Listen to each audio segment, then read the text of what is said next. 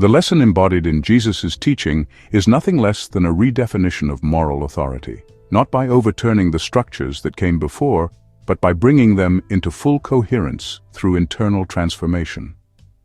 "Do not think that I have come to abolish the law or the prophets," he says. "I have not come to abolish them, but to fulfill them." Matthew 5:17. This is not the rejection of earlier forms of legitimacy, covenant, law, wisdom, conscience, or community, but their convergence into a new moral reality.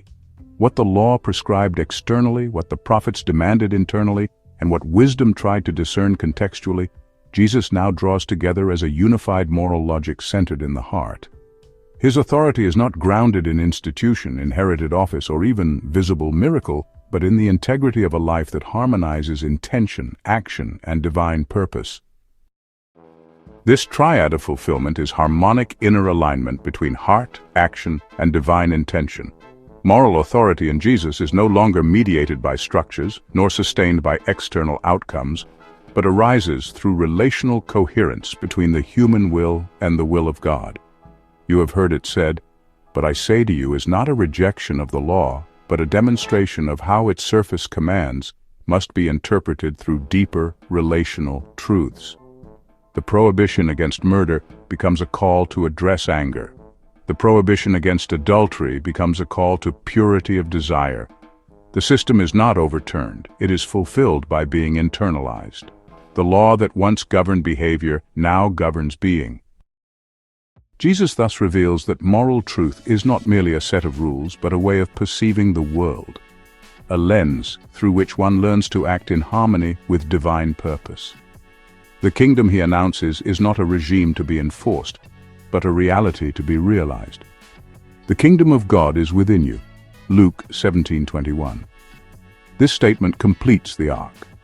Where once moral authority was external and imposed, it now becomes accessible through personal moral discernment, guided by love, humility, and the Spirit of God.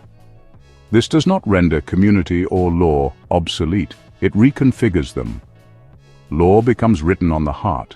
Community becomes a place of mutual service rather than hierarchy. Authority becomes rooted in relational fidelity rather than role or title. This moment in the biblical narrative is also a decisive intervention in the story of social governance. Jesus refuses both tyranny and revolt. He does not claim Caesar's seat, nor does he dismantle the temple by force. Instead, he models a new kind of leadership: authority without domination, truth without coercion, justice without violence. His method is parable, his mode is service, his goal is transformation. Where earlier systems sought stability through obedience or structure, Jesus seeks it through transformation of the person. Because only transformed individuals can sustain a transformed community. He inaugurates a model of governance built not on law alone, but on love, understood as the highest law. Historically, this idea has shaped some of the most enduring advances in human freedom. The dignity of conscience, the legitimacy of peaceful resistance, the value of each person as a moral agent. These are all rooted in the logic Jesus fulfilled. His model prefigures the best of democratic theory, not just voting or representation, but the belief that individuals must be morally capable, socially responsible, and spiritually grounded for any system of governance to flourish. The Sermon on the Mount becomes a constitution, not of a nation, but of a people ruled from within. Jesus does not abolish what came before. He reveals its purpose. Covenant was not only about obedience, but about trust. Law was not only about boundaries, but about justice. Prophecy was not only about judgment, but about restoration. Community was not only about conformity, but about participation. In fulfilling them, Jesus reveals that the heart is not the enemy of order, it is its intended seat.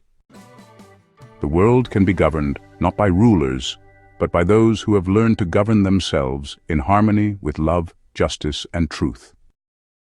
This is the moral revolution at the center of the gospel and the turning point in the biblical arc. From imposed rule to self-rule, from command to calling, from systems of power to the transformation of the person.